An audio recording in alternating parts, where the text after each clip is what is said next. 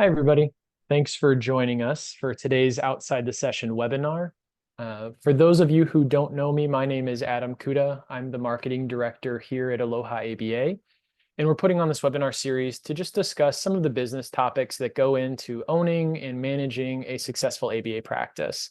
I know many of you all are just getting started or starting that expansion process, and some of you have been running a practice for a very long time and are experts in some of the components. Maybe it's the clinical aspect or the marketing aspect, but have some questions when it comes to like the legal matters or accounting or HR. So that's the purpose of this webinar series, is really to dive into all of those things that happen, as the name implies, outside the session to support you as you support the autism community. So I'm really excited to have everybody here today, and I hope you get a lot out of our presentation and the ones to come as well.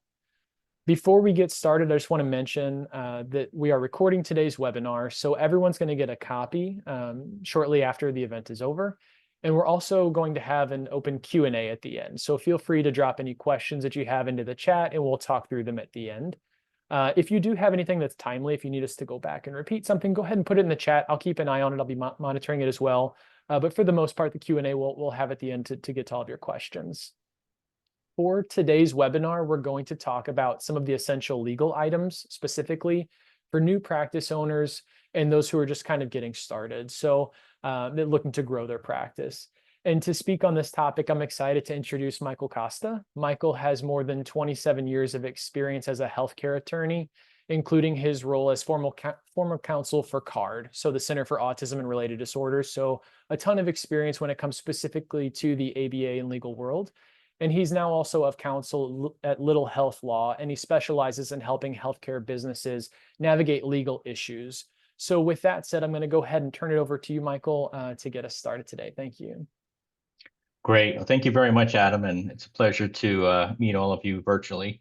My goal today is to go over on a very high-level basis some of the important concepts when we're thinking about an ABA business, and in particular, some of the legal issues that are facing these businesses.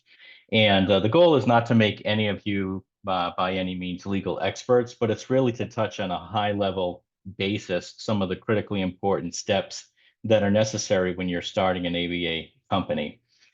So what I plan to do is I want to go over initially some basic categories. Number one is setting up your company the right way. So establishing the company as a valid legal and operating entity. Then go over some high-level employment law issues that come up from time to time that we see not only with ABA companies, but with all types of healthcare companies. Some regulatory issues facing ABA providers, and we'll go through those in detail with you, both as it relates to federal and state issues. Real estate leasing is an important concept for those of you, obviously, who have a brick and mortar location. And then finally, touching on third-party contracting issues that I've seen for the past 20 years or so in helping healthcare providers. So with that, let's get started. So the first thing I want to talk about is setting up the company the right way. Many times when individuals are setting up their companies, the first thing that they want to do is figure out, how do we actually set up a legal company?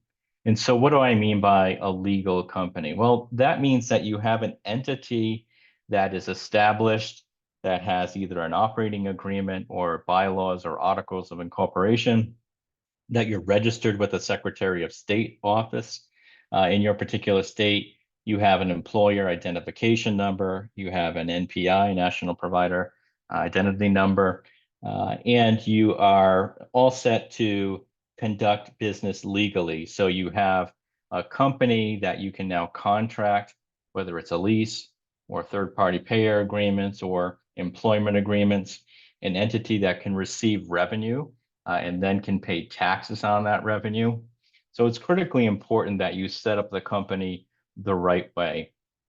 Now, the first thing is, where do you set up the company? So usually it makes sense for most small businesses to start the company in the state that they're operating in. So for instance, I'm in California. If I'm starting an ABA company, probably what I would do is I would set the company up as a California entity. Now, a lot of businesses, if they're planning to expand or become multi-state operations, the recommendation is typically to set them up as Delaware companies, in particular, a Delaware limited liability company. The reason for that is Delaware has the most extensive limited liability company rules and regulations. And so you'll find that a lot of companies set up in Delaware.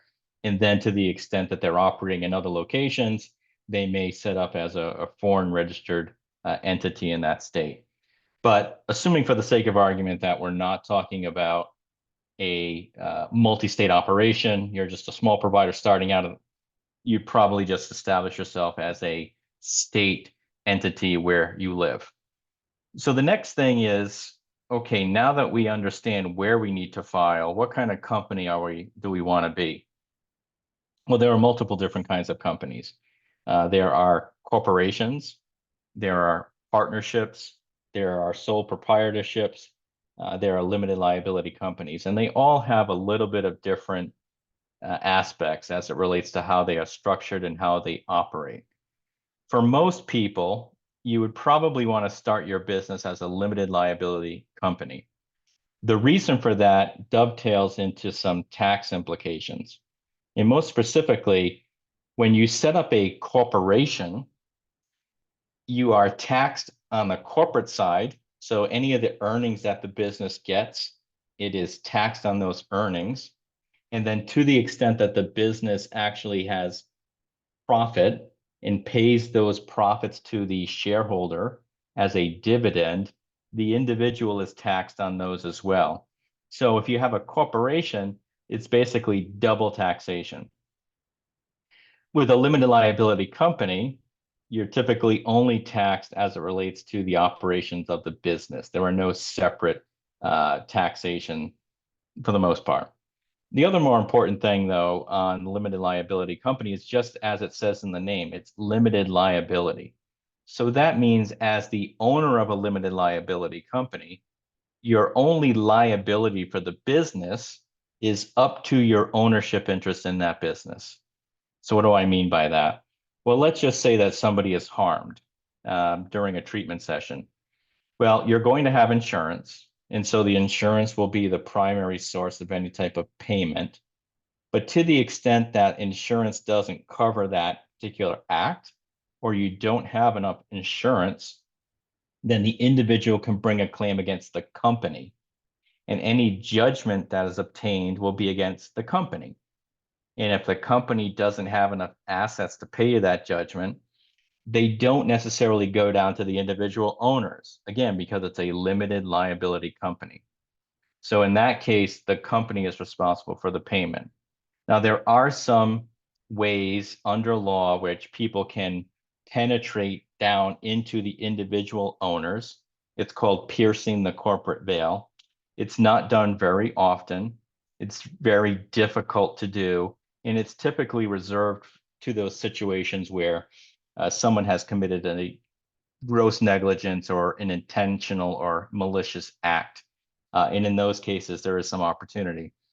So for all intents and purposes, the typical structure is to set up a limited liability company in your state that you live.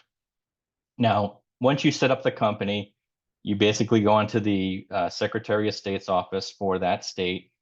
All of you can pretty much do this yourself. It doesn't require a legal analysis or law license. You can set up your own company. But then once you set it up, you're going to need to have a foundation document. So if you're a corporation, you'd have articles of incorporation. If you're a limited liability company, you're going to have an operating agreement. And so if you're a single operator, you would typically have what's known as a very simple sole member operating agreement. And that's something that we put together. That's probably about 7 pages or so. Now, if you're bringing in multiple partners, then I'd recommend a more extensive operating agreement, which has rights and responsibilities of all the different members. And so now you've gone from probably a 7-page operating agreement for an individual all the way up to probably a 30-page operating agreement. And that's solely because we have to build in all these different protections for the members and typically for the majority member. So now you have been set up in the state. You have put together your operating agreement or your articles of incorporation. And now you need to figure out what else I need to do. Well, the next thing you need to do is to get your EIN number, or TIN, sometimes they call it. It's the employer identification number. And you basically get that through the IRS website. Again, anybody can do it. It's available. It's very easy to do. It doesn't require a lawyer. You go on and you fill out the online application. And at the end of the session, you can actually print out your EIN number. Now, why do you need that? Well, when you go to a bank to establish a bank account for your business, you're going to need to have a EIN number, and you're going to need to have a copy of that operating agreement and your articles. And so you're going to package that information and go into your local bank and set up your bank account. And so that'll be your bank that you'll have for all of your transactions, expenses related to the business.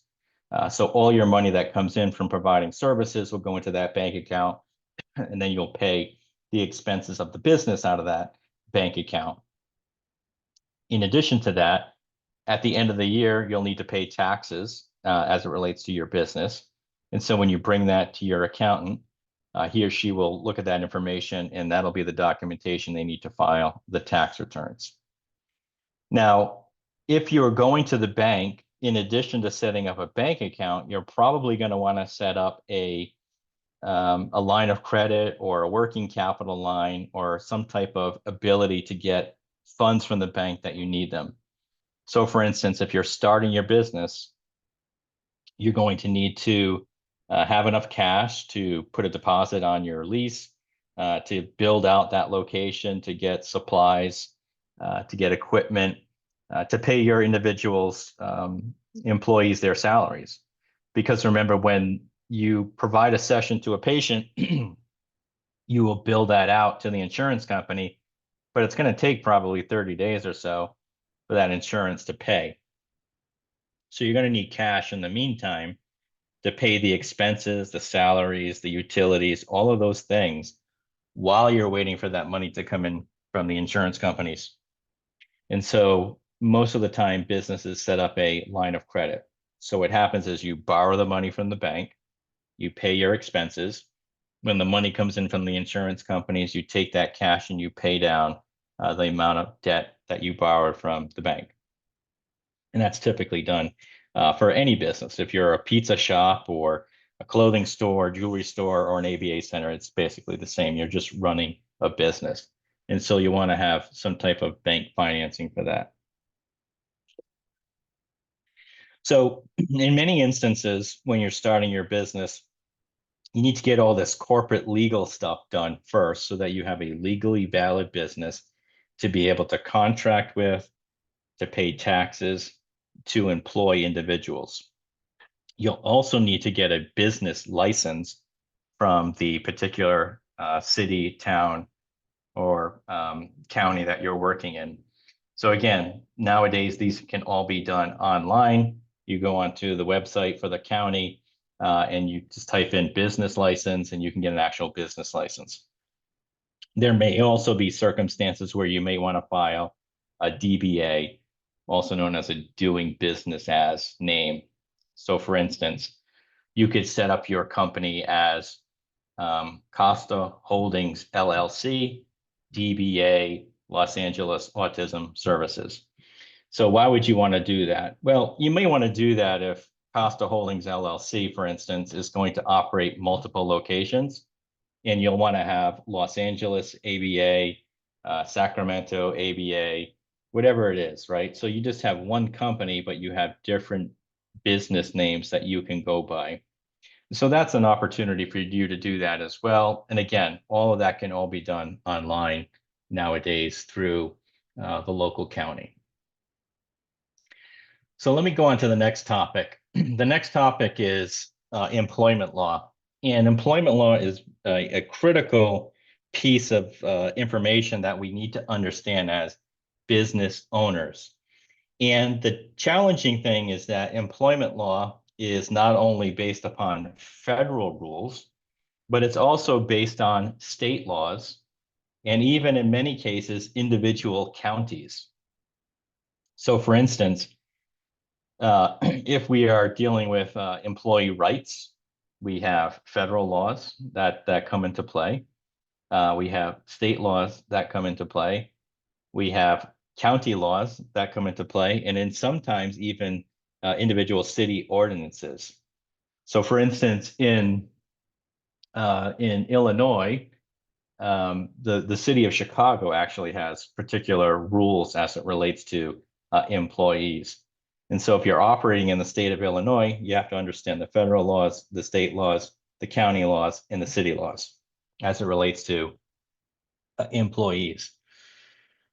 So as your business, you basically have two different types of employees or two different types of people that work for you. One is a W-2 employee. The other option is an independent contractor. So a W-2 employee means that that individual is an employee of your business. They typically have an agreement with you. It may not be an employment agreement, could just be an offer letter. But when you're a W-2 employee, that means you're entitled to benefits from the company to the extent that they offer benefits. It means that the company is going to pay you a salary based on its payroll, that they are going to take out your taxes, state, federal, local, all other withholdings. So that could include benefits, but it also includes Social Security and Medicare. And so you're a W-2 employee, the company is taking out all of those withholdings for you. Now counter that with an independent contractor. An independent contractor is somebody who is not an employee, which means they don't get a payroll from you. They don't get benefits from you. They don't get insurance from you. All they get is a check from you twice a week or once a month for doing services. They are responsible for paying all of their taxes and withholdings on that money. And ultimately, that gives them the ability sometimes to work for other companies as well. And so they're not beholden just to you. They can go out and freelance with other companies. So the decision to bring someone in as a W-2 employee or as an independent contractor is more of a factual question, meaning that you have to decide if you want to have a payroll system to pay people or whether you want to have them as independent contractors. The next thing you need to figure out is how do we pay them? Are they going to be a salaried employee, otherwise known as exempt employee, or are they going to be an hourly employee, otherwise known as non-exempt? And the decision about whether someone is exempt or non-exempt is a legal determination based upon facts. So most of the time, in order to be exempt, you have to have a professional license, or you typically required to have advanced training in education, or you'd have to have individual discretion to hire and fire people to make business decisions, and you typically would have to manage two or more employees. So in the context of ABA, when we think about exempt or non-exempt, we typically say, well, your BCBAs and your RBTs and the owner of the business are going to be exempt salaried, but your BTs, your behavior therapists, are more typically hourly employees. And so when you come up with that decision-making time, just keep in mind that it's really based upon the functions that they're doing. So if they're behavior therapists, they're going to get paid by the hour.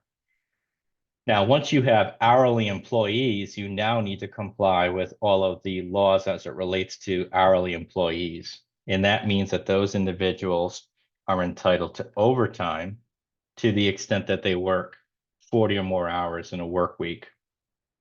In addition, those individuals are entitled to meal and rest breaks. And every state has different meal and rest break laws. So for instance, if you are in California, for example, you're entitled to a 10-minute rest break, but you're also entitled to a 30-minute meal break to the extent that you work a certain number of hours. So every state has laws as it relates to meal breaks, rest breaks, and overtime. Those categories only apply to individuals who work hourly. In addition, people that work hourly have to punch the clock or some type of way to track their hours. And that needs to be done specifically so you can manage benefits and you can also manage overtime. So you have to have a good system in place to track individuals' hours for purposes of reporting their compensation and so forth. Now, those individuals are also required to be compensated for any business expenses that they incur. They're entitled to mileage reimbursement for using their own personal vehicle. So if you have BTs that are going to home therapy sessions, they need to be compensated for their drive mileage as well. So there's a lot to think about when we're bringing in employees as it relates to compensation. The other thing we always need to be mindful of too is who are the people that we're hiring? Because remember, we're putting people on the front lines of individual patients who may have either maybe nonverbal, they may not be able to effectively communicate if something's happening to them. Caregivers are leaving these individuals into your care and custody. So the people that you hire, you have to do your due diligence on them. In addition to that, most payer contracts, whether it's Medicaid or if it's a commercial insurance like Blue Cross, United, Aetna, etc., will have in the contract that you have to do certain types of pre-employment screening. So that means doing a background check on all new hires. So typically what happens is when you go to hire somebody, you give them an offer letter. The offer letter is contingent upon them successfully passing a background screening. That has to require a background check. And I would also recommend doing checking the National Child Abuse Registry as well. It will also require, in some states, fingerprinting done through the state police. So for instance, Louisiana, all of that background checking is done through the state police in many cases. It will also sometimes require reference checks. So checking to see who that person's worked with in the past. The background check will also bring up whether or not there's been any arrests or convictions. Somebody may have had a conviction. It may be old. It may have been expunged. And again, there are all rules on what you can do with that information. For instance, in California, there's something called ban the box. So we're not able to take into consideration certain prior arrests unless there's a specific business reason we can do that. So you do your background screening, you'll do your reference checks. Sometimes you could consider doing drug screening as well to test individuals for drugs. But these are all things that need to be done, especially with the type of patients that you're going to be handling. Now, there are companies out there that do this. It's not like you have to go out and do all the checks yourself. You can hire a company. There's companies like Sterling and others that you basically contract with them and they do all of that for you. In addition to that, we also have to deal with leaves of absence and disabilities. We all have to comply with the federal Americans with Disabilities Act, the ADA, and there are also state laws as well. So that means that an individual who you hire as an employee has certain rights as it relates to them. So for instance, an individual has the right, if they have a disability, that you'll have to try to accommodate their disability if possible. So for instance, you may have an employee that has epilepsy and they may come to you and they may say, I need to be off at a certain time of the day. I can't be exposed to flashing lights. I can't be exposed to loud kids. That triggers my epilepsy. Well, if they ask for some type of accommodation, there's a legal process you have to go through to assess whether or not your business can accommodate that disability. People are also entitled to certain leaves of absence that's protected under federal law. For instance, you may have heard of the FMLA, the Family and Medical Leave Act. So an individual is entitled to a certain amount of protected leave to the extent that they have some type of medical condition from themselves or an immediate family member, such as a spouse, child, or parent, or it could be the birth of a child, the adoption of a child. There are certain categories. Now, in order to get FMLA coverage, you typically have to have worked at the employer for at least a year or a particular number of hours. And then you're entitled to FMLA leave, which basically just says that you're not entitled to pay during that leave, but your job will be protected. And so once this issue is over, you're entitled to come back to your employer in the same position at the same rate of pay. In addition to that, some states also have their own state laws on leave. And so if somebody comes to you with a requested leave of absence, you need to be able to go through the process to determine whether or not they qualify for FMLA or state leave. We also have to comply with many other types of laws as it relates to discrimination. So we have federal laws by the EEOC, the Equal Opportunity Employment Commission, which protect individual from discrimination, harassment. So you can't discriminate against someone on the basis of their race, their creed, color, religion, etc., and gender, for instance. And so when we're dealing with an individual who you may have to hire, fire, reprimand, you need to take into consideration that you're complying with all the rules as it relates to employment protections against discrimination. There are also rules in place for the protection of harassment or sometimes hostile work environment. And so individuals are entitled to legal protections to make sure they're not being bullied in the workplace. They're not being harassed in the workplace. That bullying and harassment doesn't necessarily need to come from another employee. It could actually come from patients, caregivers, third parties that come into the building like UPS, FedEx, Amazon. All those people we need to protect our employees of against any type of harassment or discrimination. We also have to obviously comply with confidentiality laws, and that's not only relation to confidentiality of the business information, like the finances of the business, but also, as all of you know by now, the rules as it relates to protected health information under HIPAA, etc. So long story short, on employment laws, there's a lot here. We could talk about this for 3 hours if we wanted to, but this is just a high level overview of some of the things that we need to be mindful of as it relates to now having employees. Let me shift next to regulatory issues. So unlike a lot of businesses, healthcare, as you probably have learned by now, is very heavily regulated. In fact, it's probably outside of the defense industry, one of the most heavily regulated areas in the United States.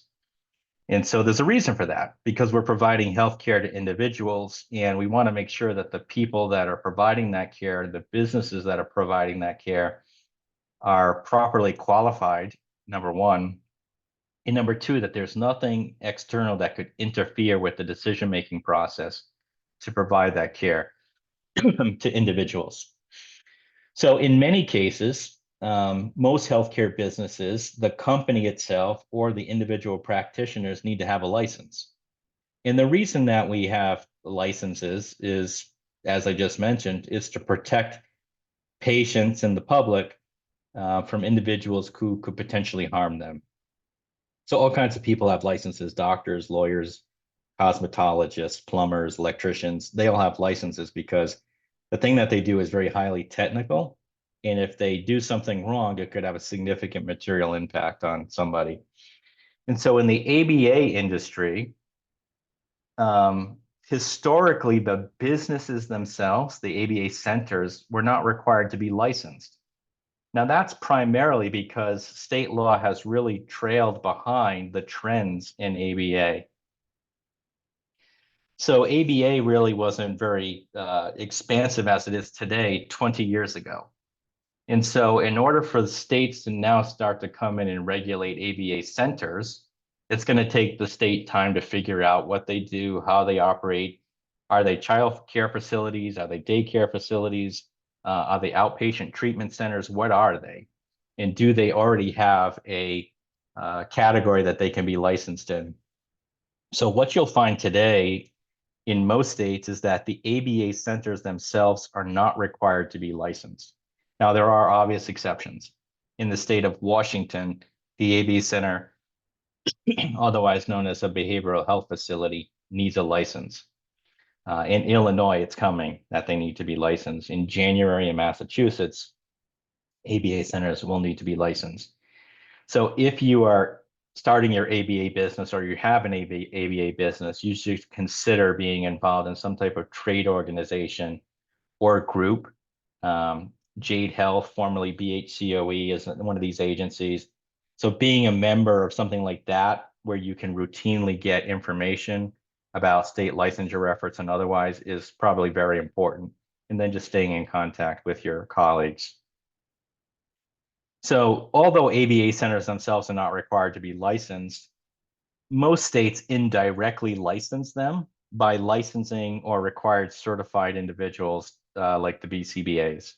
So you'll see in a lot of states, BCBAs have to be certified.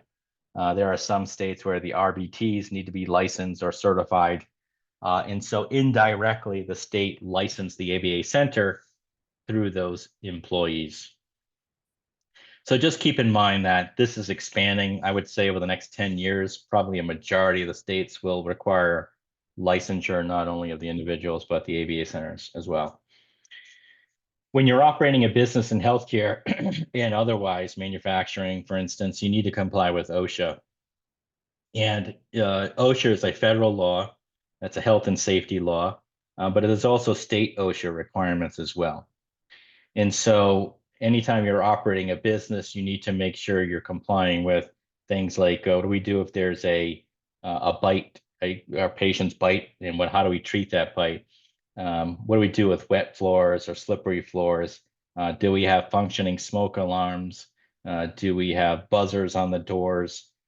Those types of things. So when you're starting your business, you'll typically open your doors, you'll have to have the fire department come in and do an inspection. And the fire department, as part of their inspection to give you that certificate of occupancy, will go through a lot of these OSHA things to make sure they're in place. So again, making sure there are sprinklers, there are smoke detectors, that the egress and of the ingress and egress of the building are safe. There's nothing blocking that. That the windows are able to be opened and shut. The doors have locks. They're not obstructed. You have exit signs. All those.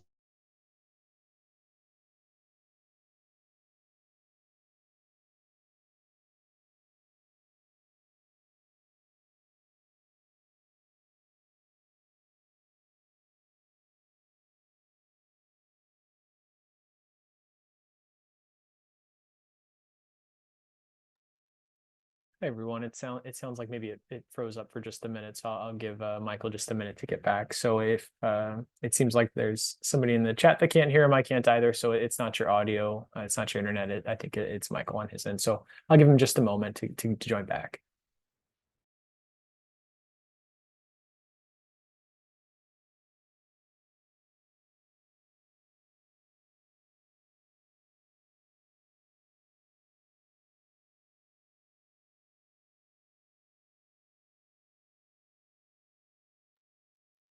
While he's rejoining, I'll just mention that I am taking a moment to look through the Q&A. Some of these items we'll definitely get to, so you haven't been forgotten. I'm keeping an eye on them. I'll make sure that we get all of your questions asked at the Q&A when he wraps up, so I'll make sure we get to all of them. And then there was a couple messages in here about the recording and notes. So feel free to continue to take notes. I know there's a lot of content and information here, but I will be sharing the PowerPoint slide deck as well. So everything that you're seeing on the screen, in addition to the recording, you'll also get the slide deck to kind of to keep with your notes as well.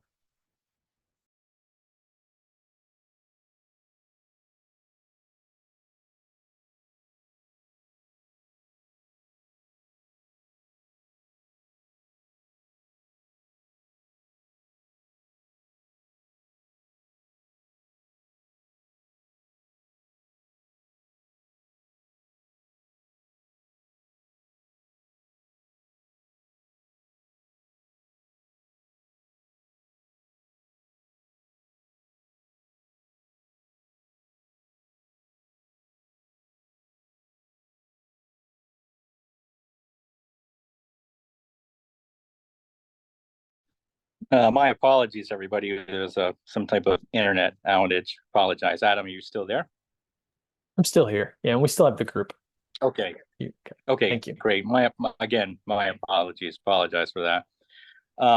So again, we're talking about, OSHA and regulatory compliance. We talked about HIPAA. So, making sure everybody has the HIPAA privacy practices that are in place, again, are kind of critically important when we're operating any type of business activity.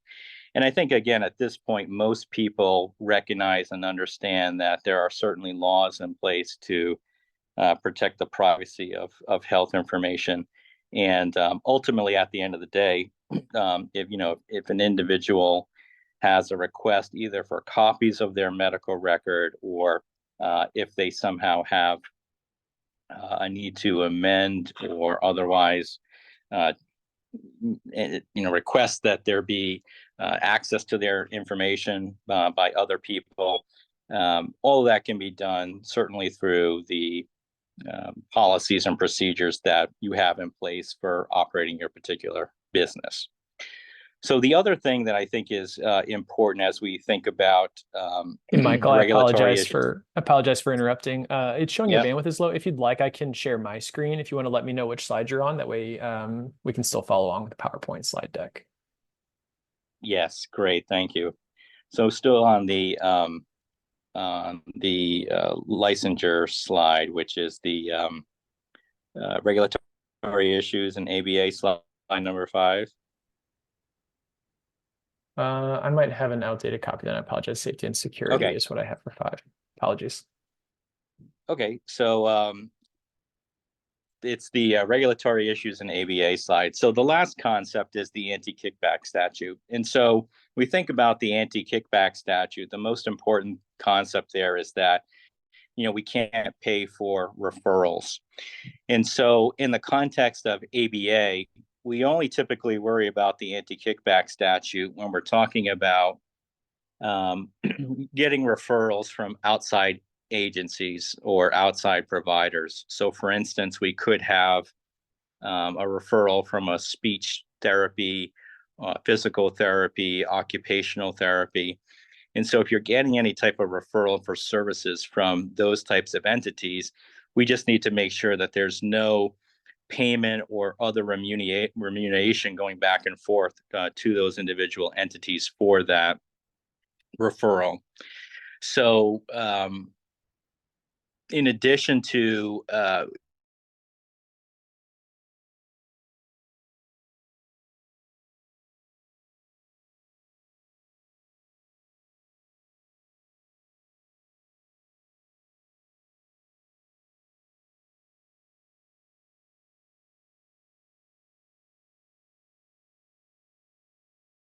there are regulatory issues as it relates to ABA centers, but certainly you're not in the same category as, say, a nursing home, a hospital, or other type of healthcare entity, which has a significant greater amount of regulatory licensure requirements.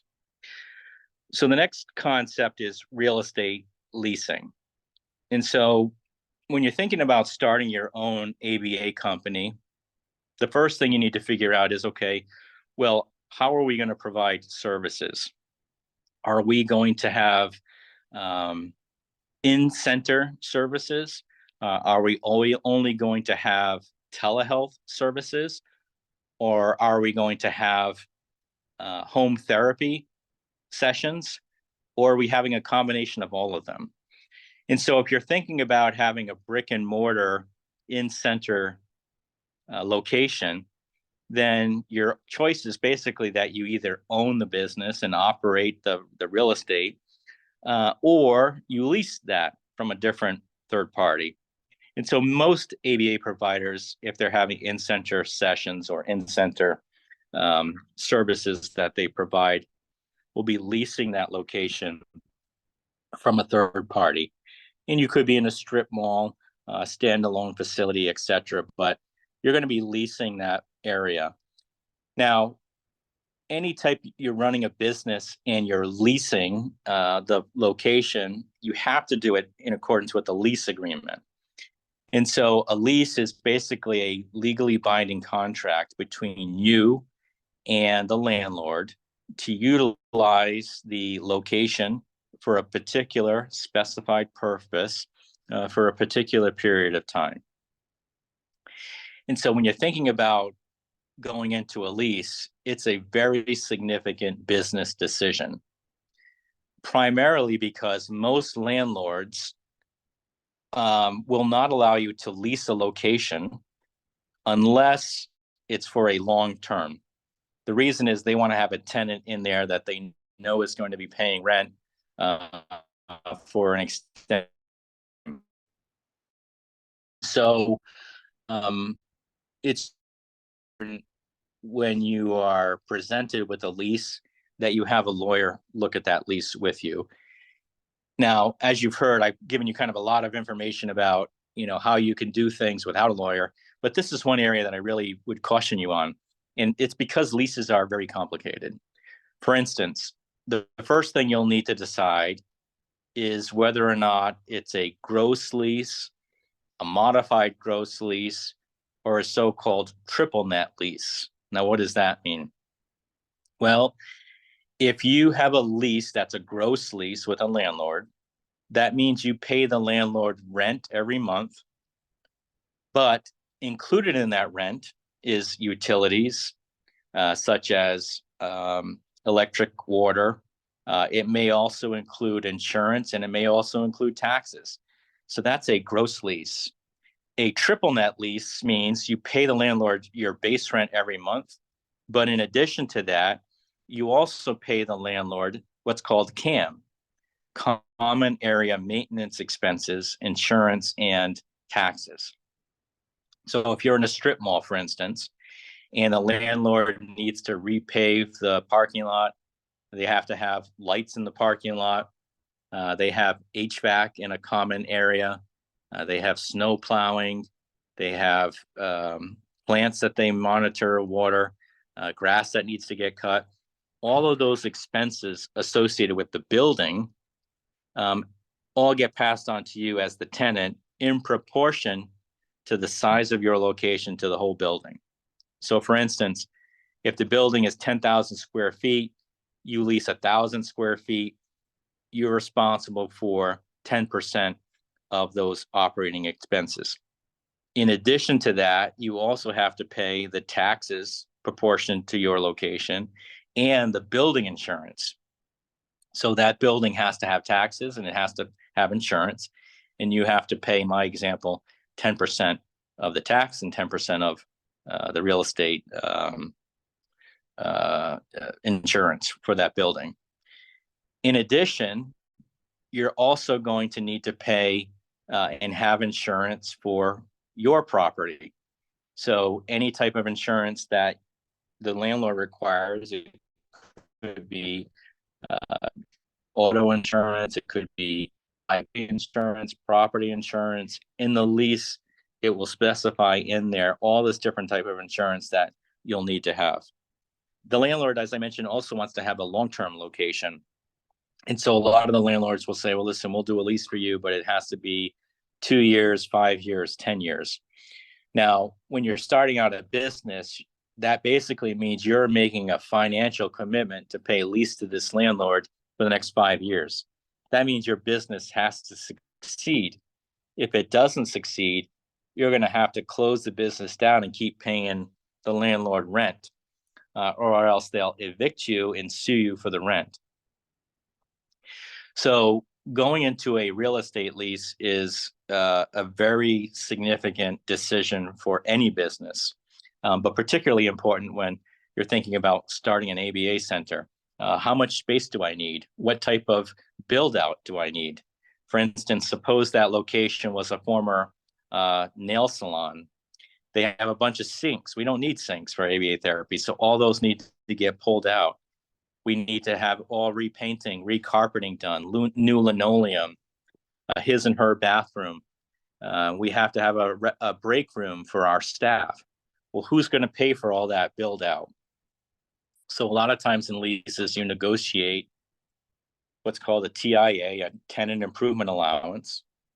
And that means that the landlord will pay for doing all of that, but they pass that expense on to you through increased rent over the life of the lease.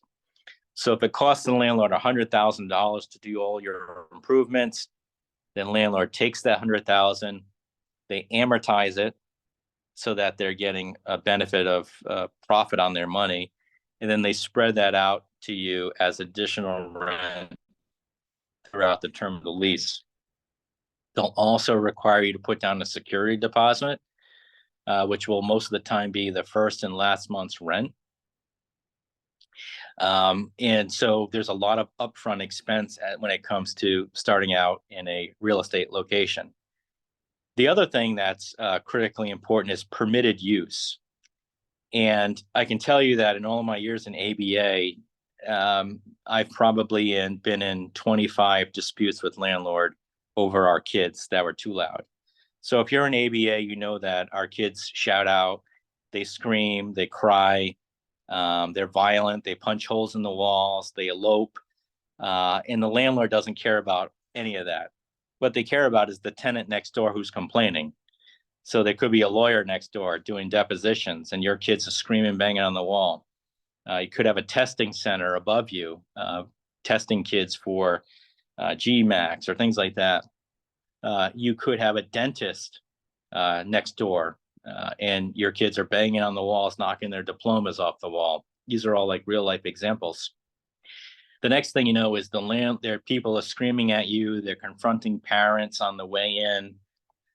You could have multiple problems with the landlord, and the landlord threatens to kick you out. So I always recommend going into these leases with a very specific permitted use documentation, which says to the landlord, hey, we're not guaranteeing we're going to be quiet. And if we are too loud, it's not our fault. You're agreeing to that up front. Now, a lot of times the landlord will say, that's not good enough for us. You guys will have to pay for soundproofing. You never want to commit to that up front because soundproofing can run $25,000 to $50,000. And I can pretty much guarantee you it's still not going to work. So not only did you just pay $20,000 or $50,000, but that's money you'll never get back, because when you leave that location, the landlord's just going to rent it to someone else. The other problem that we typically run to a lot in leases is HVAC issues, especially if you're in a warm climate in the South, gets hot. Today where I live, it's 107 degrees. So the AC is running all the time, which means they tend to, in businesses, break down. Who pays for that to get fixed? You or the landlord? Well, it all is determined in accordance with the lease. The other important thing is the assignment provisions and sublease. Let's say all of a sudden you can't make the go of this. You say, I want to get out. I found a friend of mine. She's going to operate a med spa. She's willing to take over the lease for us. Well, in the lease, it'll have specific rules on assignment and subleasing, what you can and can't do. The majority of the time, the lease will say that you can assign, but you still remain liable under the lease. So if that new tenant doesn't pay, you have to pay. And it also has provisions that says the landlord has the sole discretion whether or not to accept those or not. So long story short is there's a lot of issues with leases. I do not recommend you go into a lease by yourself. I do recommend that you have an attorney look over the lease to protect you. The last slide that I want to talk about is third-party contracting. And so we all know that for ABA therapy services, there's basically three forms of payment. So self-pay from the caregivers, so they're paying for it out of their pocket, or Medicare, Medi-Cal in California, or Medicaid in your state, and TRICARE if you are servicing patients that are part of the military. And then outside of that, it's commercial contracting. So again, through commercial insurance companies like United, Aetna, Blue Cross, etc. For all of those different contractors, you have to have a commercial agreement in place with them. That agreement's going to spell out specifically all the things that you need to do to get paid. So for instance, it's going to say you have to do background screenings. You have to bill us within a certain period of time. You have to ensure that all of your people are licensed or credentialed. You have to not balance bill patients. You have to agree to get paid at these rates that are set out in the agreement. And so that agreement is your lifeblood because that dictates how you're going to be paid. Some of these get so granular that you also will see in the agreement that it references policies and procedures that they may have. Those policies and procedures may not actually be in the agreement. There may just be a web link in the agreement that directs you to those. And when you go to those, you'll see that there'll be all kinds of restrictions on supervision, what counts as direct and indirect supervision. Can you bill for group therapies or not? How many hours can you bill? And how often do you have to go back to the payer with an updated treatment plan to be approved for getting an additional therapy hours? And so when you're going through these agreements, they are quite long. They're 40, 50 pages long. And again, they have multiple references to documents that are not even in those agreements. But if you want to be paid, you have to comply with those. Now, a lot of states also have prompt pay laws that require the insurance companies to pay you within a certain period of time based on what's called a clean claim. That means a claim that was submitted to them that doesn't have any errors. I can tell you that insurance companies are highly suspect of ABA providers when it comes to documenting therapy. I can tell you that most of these payers routinely audit the claims by providers, and so you'll more likely than not you will ultimately get a audit request where the insurance company will come back to you and they will ask you for a sampling of say 10 patients, and they will ask for all documentation. So they're going to want to see parent signatures on the treatment plans, authorized hours, provided hours, clear documentation and all of the medical records of all of the therapy that was provided, the names of the individual therapist. It's quite extensive. And so those audits will come, and you need to be able to respond to them timely. But if you disagree with the results of the audit, there are typically appeal rights within those payer contracts, which give you the right to appeal. Now, if you go through the appeal process and you lose, the insurance companies could terminate the contract, or they can make you pay back the money. And they could put you on something, known as a continuing audit. So you have to be approved in advance.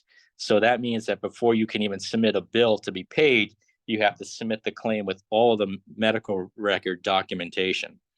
It's called prepayment review, which means they will only pay you once they're satisfied that you've met all of their requirements. Prepayment review can go on for years. It'll delay the way that you get paid. It's put companies out of business because they can't wait that long. And ultimately now you're faced with having to deal with the caregivers and telling them that there are struggles with their insurance companies. So there are a lot of issues and concerns when it comes to participation with commercial insurance companies navigating payer audits. And again, it's one of the most common pitfalls that we see. Our providers are just so anxious to sign an agreement to start getting paid that they don't really go through it in detail and recognize the significant amount of responsibilities that they've agreed to. So again, not necessarily something that you need to hire a lawyer to review with you, but it would be helpful, at least the first one, and then you'll get the knack of reviewing these more yourself in detail. So in the time that we've spent together, we've gone through quite a bit of information. I've tried to keep it as high level as possible. As I mentioned to you, we could literally spend hours on each one of these slides going through them. But the goal here is just to kind of give you a very high level overview of what some of the issues and concerns are facing ABA providers, and then certainly give you the ability to be able to be more aware that when these things come up, there are probably some good times to pick up the phone and to call a lawyer and to get some advice as to the way to make sure you're complying so that you don't run afoul of either any laws, rules, policies, procedures, or your, more importantly, your contracts. So let me stop there and make sure we have enough time for questions. I don't know, Adam, if it's a good time to do that, if anything has come up. Yeah, this is a good time. We have a few in here. So let's say we have at least 3 right now, and feel free to add any more to the chat if anybody has any questions. The first question that we got a little while back was, can you talk about filing an EIN with a single member LLC? So I don't know if you covered that after this chat came through, or if there's anything else that you think that should be added. Yeah, no, it's very easy. You just go to irs.gov and then you can search for filing an EIN number. It's all done electronically. You click the button, the first page, it will ask you if you're filing for yourself or as a third-party designee. You just click on there, I'm filing for myself. The next page will say, what's your name? What's your social security number? You put that in. The next page says, what do you want to call the company? You put the name down, you put your address down, you put where the company was formed, what state, and it just walks you right through the process. So it doesn't matter if you're a multi-member or a single member, it will ask you how many members are in this LLC. You could put 1 if it's just you. You could put 100 if there are 100 owners. But it's very simple. It's very self-explanatory the whole way. It will literally take anybody who's never done it before probably 10 to 15 minutes to go through. And then at the end, I highly recommend that you definitely print that form, because at the end, it will give you a PDF to print. Make sure you print it. Make sure you save it, because you're going to be waiting in the mail to get it for a long time. If you don't do that, if you don't print it and it doesn't come in the mail, to get a copy, you're going to be on the phone with the IRS for 2 to 3 hours to get a copy. Sounds like maybe that one came from some experience dealing with it. Yes. Next question is, do OSHA requirements apply to in-home services? That's a great question. And the answer is they do not, because they only apply to the business that you're running. So that doesn't mean that you also need to take additional precautions as an employer when you're sending people into when you're sending your employees into people's homes. But OSHA doesn't apply. So you don't need to have warning signs or smoke detectors in people's homes, things like that. But please be mindful when you're sending your employee into someone's home, you need to be very careful. So we always, when I was at CARD, we made sure that we always had someone over 18 there at all times besides us. We always called ahead of time, made sure people weren't sick, didn't have COVID, etc. We typically would say, if you have any pets, any dogs or anything, please put them away so we don't get bit. But we always had issues with that. Sometimes we had a young female BT show up. She opened the door and dad's there, just a towel. And like, don't go in, right? So you have to be very cautious when you're going into people's homes. A lot of people now have cameras in their houses. So you're going to be on video. And one question that always comes up is, hey, I don't want to be on the parents' Ring cameras. Well, the answer is that's their decision. It's their house. If they have a camera, you're agreeing to be on it. Next question, I have 2 more. For single member, it asks about an additional document that will either require you to file taxes or your individual taxes, or as a company, any benefits. Well, if you're filing this as a company to get your EIN number, for instance, and as a business, you're basically you're getting that tax identification number so that the business can pay taxes. Now, if you're if you're a sole proprietor, which means you're not an LLC, you're not a corporation, you're just Mary Jones, BCBA, then any income that you get, you're going to file those as income as part of your routine taxes. So in that case, you're going to be claiming all that money under your Social Security number.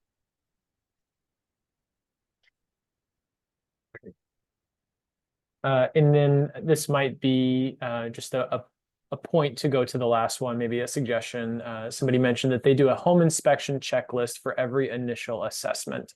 So that probably goes in, relates to the OSHA question earlier, I would imagine.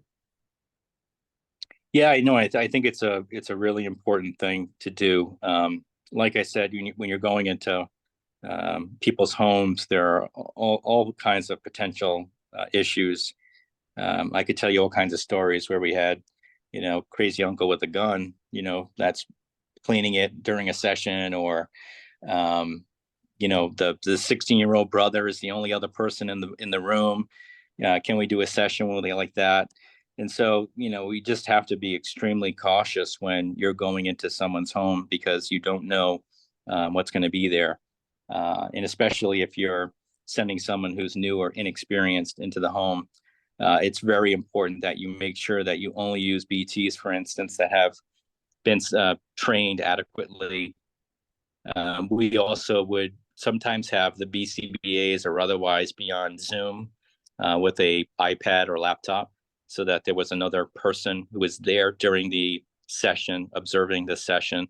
That way you can also bill for those supervision hours. Helpful. Well, I know that we are near time. I see that we still have a large percentage of people still in the audience, so I don't see any more questions coming through. But if you do have any, feel free to either put them in the chat. I'll also include Michael's information just in case anyone has any follow-up questions or would like to speak with him. I'll make sure that I include that. As mentioned in some of the chat questions, I'll be including a copy of the recording, a copy of the slide deck, a way to reach out to Michael if you have any further questions.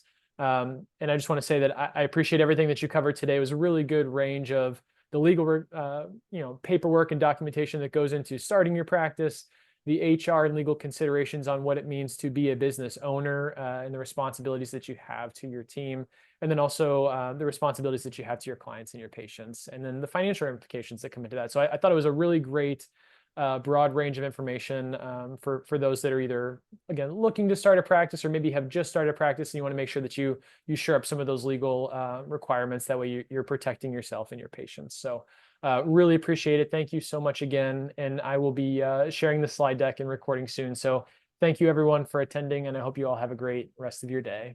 Thank you again, Michael. Thank you, Adam. Take care. Bye, everyone.